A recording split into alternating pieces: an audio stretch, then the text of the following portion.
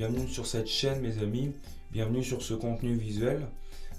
Aujourd'hui je voudrais parler des 100%, c'est-à-dire développer 100% de ses capacités dans le cerveau, dans l'intellect finalement, puisque faut savoir que dans ma tradition, dans ma vision du monde, il y a l'intellect, il y a les sentiments, il y a la volonté et il y a le corps physique qui est la totalité des organes, des bras, voilà, où on peut bouger, même des cheveux, tout ça.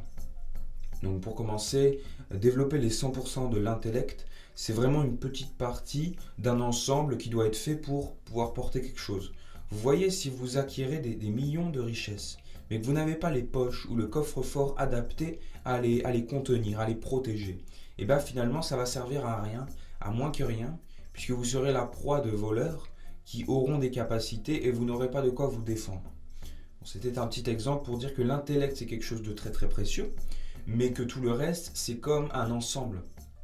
Les sentiments c'est quelque chose de très très très précieux, et la volonté également, et le corps physique dans sa globalité totalement. Alors aujourd'hui les docteurs, les mathématiciens ont dit qu'il y avait 7% de l'intellect qui était utilisé. Je ne remets pas en doute cette analyse, ils ont des méthodes, ils ont des machines, ils ont tout un tas de logiciels et ils en sont parvenus à cette conclusion, à ce pourcentage. Aujourd'hui je dirais que c'est faux, non pas parce que j'ai des théories, mais par ma propre expérience. Je peux dire aujourd'hui qu'un homme est dans une sphère, actuellement je suis dans une sphère, et là je n'utilise que 7%, ce qui est logique. Puisque imaginons que dans cette sphère je sois dans une pièce de ma maison, finalement je ne vais pas être dans toute la maison en même temps. Ce serait complètement stupide. Ce serait vouloir faire à manger et en même temps être sur le canapé en train de rien faire et en même temps faire une vidéo et en même temps être en train de me doucher, vous voyez. Ce serait complètement idiot.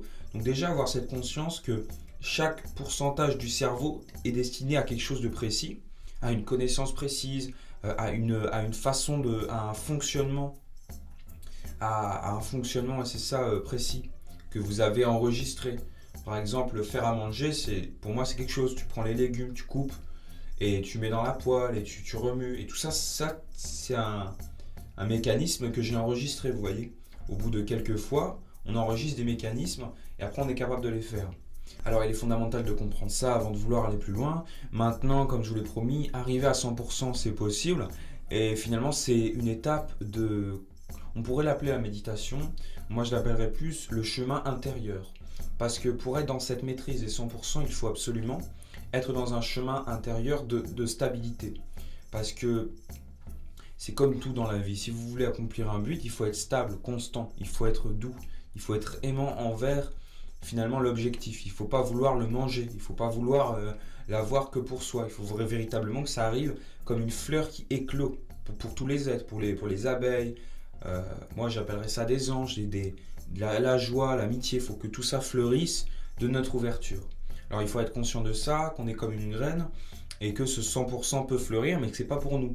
Parce que si c'est pour nous, c'est pourquoi? Pour devenir Einstein, pour inventer la bombe atomique, bon bah non merci, ça sert à rien, moins que rien puisque ça détruit des villes.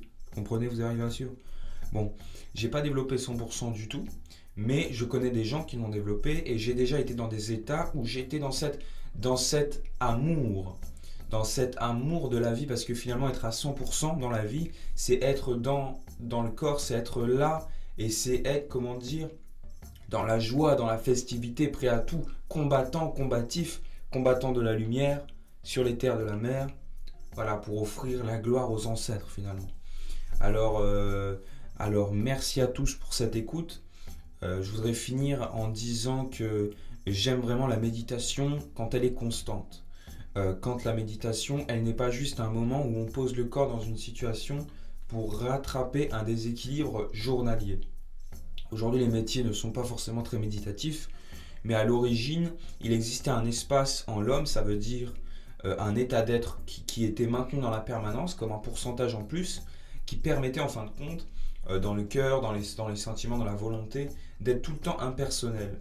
Le but de la méditation pour moi c'est vraiment d'être impersonnel, de retourner à l'intérieur de soi et de sortir de l'extérieur, ce qui peut paraître paradoxal quand tout le monde veut s'exprimer et montrer qu'ils sont intéressants. Aujourd'hui la méditation est un contre-courant et nous permet de rentrer à l'intérieur de nous pour développer des capacités justement et être prêt après à les faire fleurir comme une fleur qui travaillerait et après hop, qui dévoilerait son parfum sacré. Et en fin de compte, c'est ça la méditation. Aujourd'hui, pour moi, nous devons tous être en méditation constamment. Parce que être en méditation juste à certains moments, c'est bien, c'est important, il faut le faire. Mais c'est pas ça qui va nous amener réellement une maîtrise dans la vie de tous les jours. Merci à tous. Passez une délicieuse continuation sur la route de la lumière. C'était Thomas Kaysak en direct du village essénien de l'Iran.